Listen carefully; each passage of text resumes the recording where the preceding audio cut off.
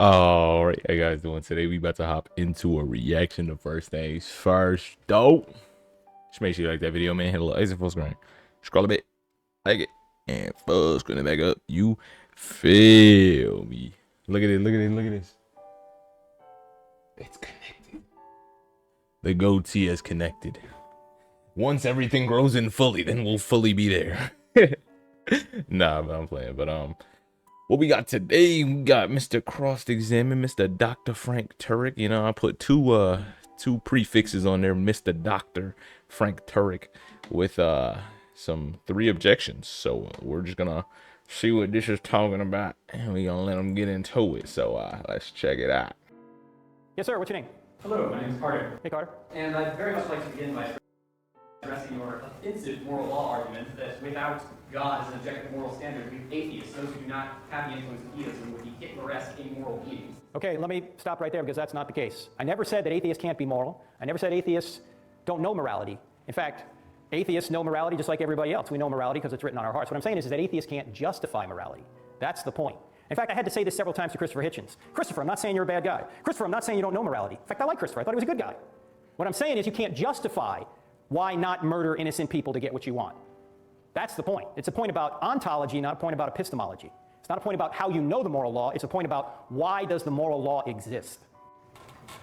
I may return to address this, or the gentleman behind me may address this, but I'd really like to address your design argument. Okay. As I understood, you've argued that a painting, or a creation, to use the term painting, implies a painter, or a design implies a designer.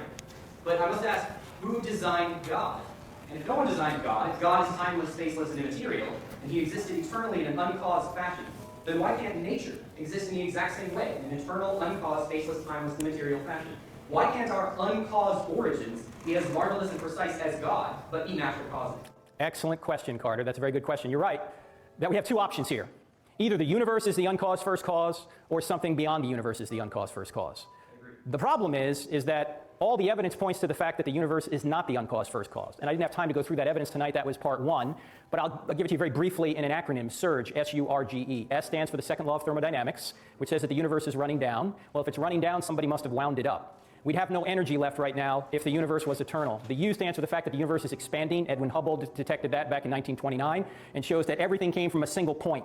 A point actually of infinite density, the singularity, which is actually nothing. So the universe had a beginning. The R in SURGE stands for the radiation afterglow. That's the remnant heat discovered by Penzias and Wilson in 1965, which is literally the smoking gun to the Big Bang. There's heat, remnant heat from the Big Bang still out there, which shows that the universe had a beginning. The G in SURGE stands for the great galaxy seeds, which were very fine temperature variations in that radiation afterglow that allowed the galaxies to form in the early universe.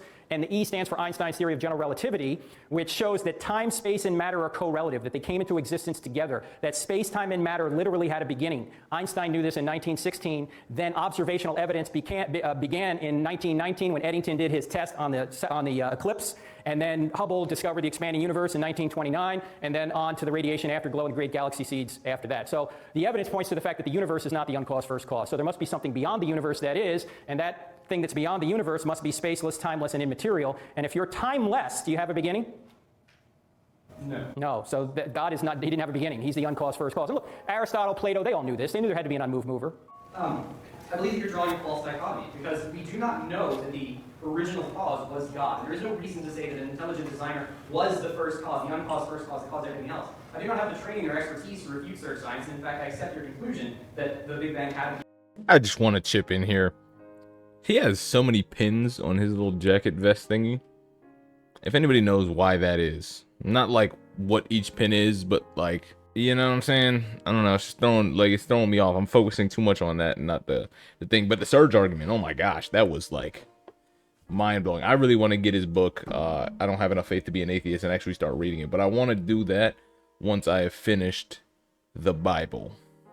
Just because, not to go beyond what is written, right? We just learned that in James, the last chapter, even though that was a Corinthians verse. First Corinthians, sorry, my chair is super squeaky today. 1 Corinthians 4:6, right? Don't go beyond what is written, meaning stick to the truth, what we know is true, aka the Bible. And then, you know, books like that those are adjuncts to the Bible. So they're not, it's not saying, you know, you can't go off and read Christian books. It's like, no, but make sure they amplify the Bible and they're not trying to add on to the Bible, right? So let's let bro keep cooking. Is that what he's doing? This guy, Frank, is definitely, he's chefing it up. in space-time and matter came into existence from a point of origin. But we do not know that this point of origin is God. Calling it God is to make a false assumption. Another reason for the existence of everything might simply be that other dimensions have the power and the marvelousness and complexity to create a situation where where the Big Bang could be brought into existence and space-time and matter could begin to exist without an intelligent designer having a hand. Well, Carter, what you just described there is what we would call God. God is in another dimension that has the ability to bring these dimensions into existence. So if you want to call it another dimension, you can call it that. But that's exactly what we mean by God. But then why is there a theology? Why do we worship God? He could easily be called another. Excellent point. You don't have to worship God. In fact, Aristotle never worshiped God. In fact, the Greeks never got their theology and philosophy together. They knew that there had to be an unmoved mover, but they never put the two together and worshiped the unmoved mover. So you don't have to worship the unmoved mover. You don't have to. You can do whatever you want. That's why you have free will. God loves you enough to give you free will. You can love him or reject him. That's up to you.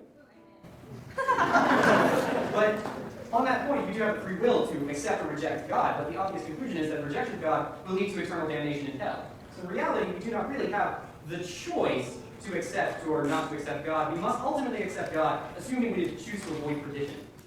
Well, if you want to avoid, well, let me back up for a second. There's only two possibilities if God exists. In eternity, you're going to be with him or you're not going to be with him, right? That's logically the only two options. If you want to be with him, you will seek him out and be with him. If you don't want to be with him, God will not force you into his presence against your will. In fact, let me make the objection stronger than what you're making it. You're very polite, but I debated an atheist who was a little bit more direct. And let me tell you, this man he's a good man. I like him. His name is Eddie Tabash. He's an attorney from Beverly Hills. We debated at the University of Michigan a number of months ago. And he looked at me during the Q&A and he said, Frank, my mother was a survivor of the Holocaust. She lived an awful life. Somebody presented her with the gospel and she rejected it. Is she in hell right now? Ooh. I said, Eddie, I don't know where your mother is. I don't know if she made a profession of faith in her last moments, but if she didn't, then God will not force her into his presence against her will. God is too loving for that. And I asked the audience this question. In fact, I'll ask you as an audience this question. Ladies, is there anybody in here who's ever had a man pursue you and you did not want that man to pursue you? You did not want to date him. Anyone in here? Of course. In fact, some of you are going, yeah, he's sitting right next to me right now. He won't leave me alone. I said, okay, ladies, suppose this man continues to pursue you and continues to pursue you. And you say, look, I only like you as a friend. Ladies, why don't you just take the knife, stick it in, and turn it? Because every man in here has heard this. I like you, but only as a friend. Well, suppose he continues to pursue you, and he gets to the point where he says, look, I love you so much, I'm going to force you to love me. Can he do that? No, he can't do that. Love, by definition, must be freely given. So if he truly did love you, what would he do? He would leave you alone. That's exactly what God does. He keeps sending us cards, letters, and flowers while we're here. And if we keep rejecting him, he gives us up to our own desires. And that ultimately what hell is. Hell is separation from God. So you're free in hell. You can continue to reject God in hell, but you're confined to hell. In fact, hell is a quarantine of evil. That's what it is. And heaven, of course, is being in the very presence of God. God loves you too much to force you into his presence against your will. Thanks, Carter. I can't remember the verse, nor can I remember the video that we watched that had a verse that said even God is still, his presence is still in hell. He's still watching over people in hell, right? Because it is separation for him, but he's still there, right? Because he's everywhere. He's always everywhere. And I can't find the verse. Google AI isn't helping me. Google's not helping me. Nothing is helping me. And I can't remember the video that I watched, that we watched. We watched it together where it says that he was, right? But you can see the look on Carter's face after it. He was like, dang, this guy really just like explained that perfectly. And I should probably start believing God. That was the look on his face, but it didn't look like he was actually going to turn. And I wonder why that would be, right? I think this conversation stopped just a little bit short. And, I mean, it was a Q&A, so technically it stopped where it was supposed to stop, right? But there just needed to be that little oomph of, I just had it. Hardening your hearts. Talking about hardening your hearts, right? Don't harden your hearts against it, right? You just said the other dimension is there. That's what we call God. Boom. Okay, now you believe in a dimension. We believe in the dimension. We just call it God. What's the difference between us? You think that science, boom, blah, blah, blah, blah, blah. God writes how everything started. God communicated with us, given us all the writings of the Old Testament, the New Testament, the Gospels, and all that, and talked about how we can come to know him, and that's what's recorded in the Bible. Now, we both believe the same thing, the same fourth dimension that you believe in. Cool. Now, If you want to have a relationship and conversation with that fourth dimension, this is the book you need to read. Science can tell you so many different things about how he works, but it doesn't get it right. The Bible does, and tells you how to get to heaven, how to have faith, how to have a relationship with that fourth dimension that you want to call it. I implore you, pick it up, read it, see what it says. That's it.